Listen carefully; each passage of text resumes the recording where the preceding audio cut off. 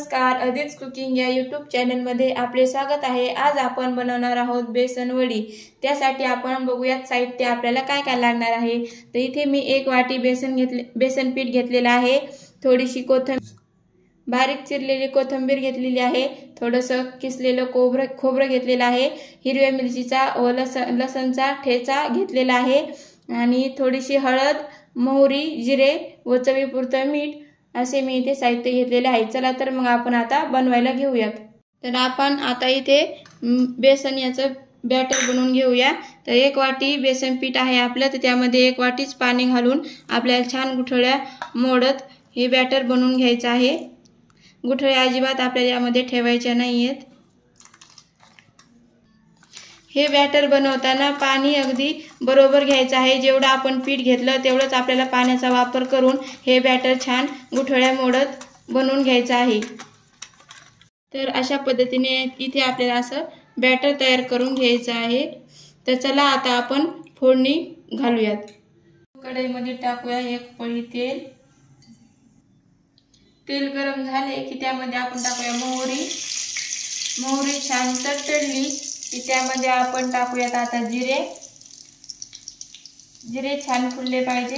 जिरे छान फुलले की इथे आपण टाकूया हिरवी मिरचीचा आणि लसणचा केलेला ठेचा।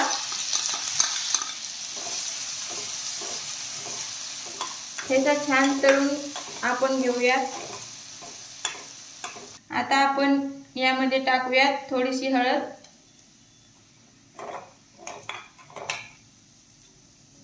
आता आपण बनवलेलं बॅटर यामध्ये घालून घेऊयात। यामध्ये घालूयात चवीपुरतं मीठ व हे छान गुठळ्या फोडत आपण याला छान मिक्स करून घेऊयात। मंद आचेवरती आपण याला छान मिक्स करून घेऊयात।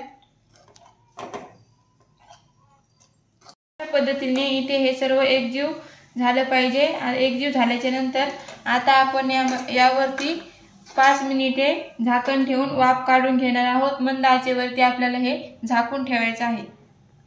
आता आपण गॅस बंद करूयात आणि आता आपण हे काढून घेऊयात।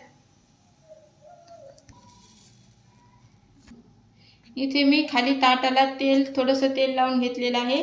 यावर आपण आता हे टाकून घेऊयात।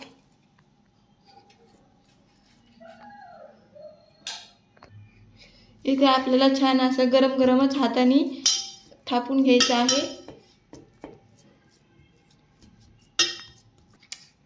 आता आपण यावर घालूयात किसलेलं खोबरं। आता आपण हे थोडंसं थंड होण्यासाठी ठेवूयात। आता आपण याच्या वड्या पाडून घेऊयात।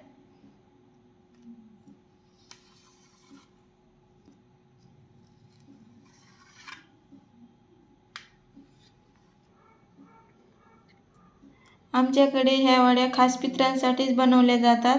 तुमच्याकडे कधी बनवतात हे कमेंट करून मला नक्की सांगा। तर मी पाहू शकता इथे छान अशी पातळसर आपली बेसन वडी तयार आहे। काही भागात याला पाट्य वडी असेही म्हणतात।